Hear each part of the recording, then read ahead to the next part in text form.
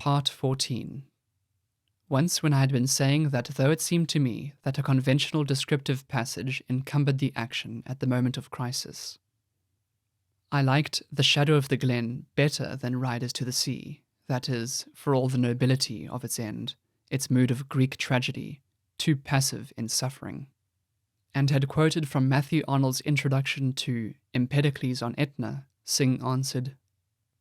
"It is a curious thing that Riders to the Sea succeeds with an English but not with an Irish audience, and that The Shadow of the Glen, which is not liked by an English audience, is always liked in Ireland,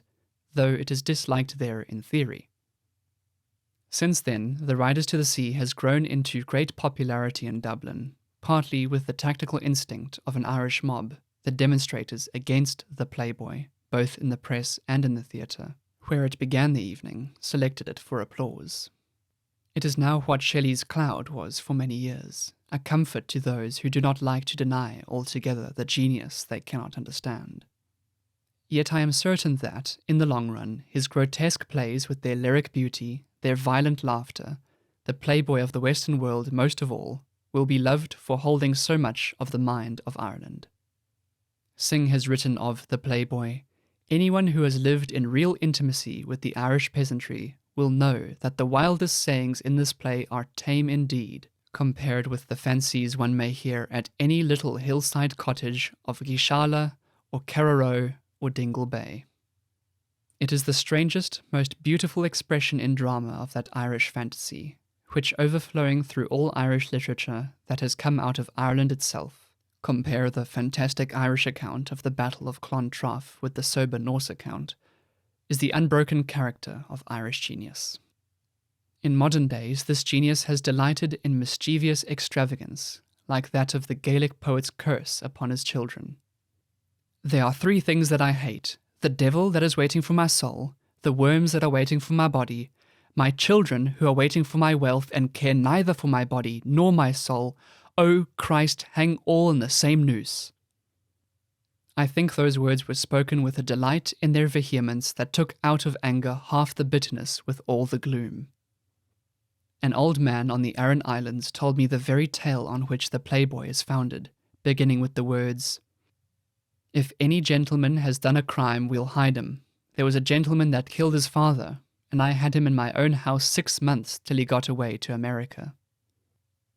Despite the solemnity of his slow speech, his eyes shone as the eyes must have shone in that Trinity College branch of the Gaelic League, which began every meeting with the prayers for the death of an old fellow of college who disliked their movement, or as they certainly do when patriots are telling how a short time the prayers took to the killing of him. I have seen a crowd, when certain Dublin papers had wrought themselves into an imaginary loyalty, so possessed by what seemed the very genius of satiric fantasy, that one all but looked to find some feathered heel among the cobblestones. Part of the delight of crowd or individual is always that somebody will be angry, somebody take the sport for gloomy earnest. We are mocking at his solemnity, let us therefore so hide our malice that he may be more solemn still, and the laugh run higher yet. Why should we speak his language, and so wake him from a dream of all those emotions which men feel because they should, and not because they must?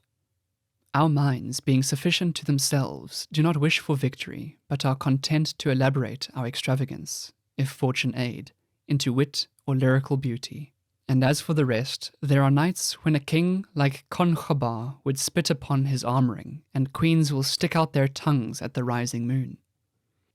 This habit of the mind has made Oscar Wilde and Mr. Bernard Shaw the most celebrated makers of comedy to our time, and if it has sounded plainer still in the conversation of the one, and in some few speeches of the other, that is but because they have not been able to turn out of their plays an alien trick of zeal picked up in struggling youth. Yet, in Synge's plays also, fantasy gives the form and not the thought, for the core is always, as all in great art, an overpowering vision of certain virtues, and our capacity for sharing in that vision is the measure of our delight. Great art chills us at first by its coldness or its strangeness, by what seems capricious, and yet it is from these qualities it has authority, as though it is fed on locust and wild honey.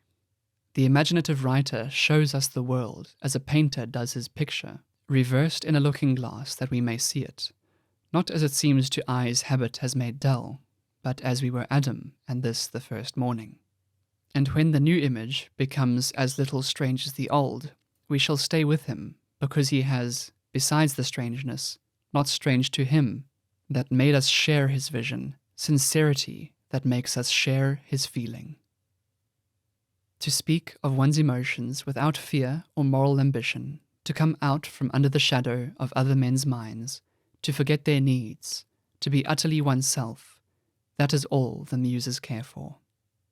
Villain, pander, thief, and manslayer is all immortal in their eyes, and illustrates in the cry of his ruin as great a truth as Dante in abstract essay, and touches our compassion more. All art is the disengaging of a soul from place and history, its suspension in a beautiful or terrible light, to await the judgment, and yet, because all its days were a last day, judged already. It may show the crimes of Italy as Dante did,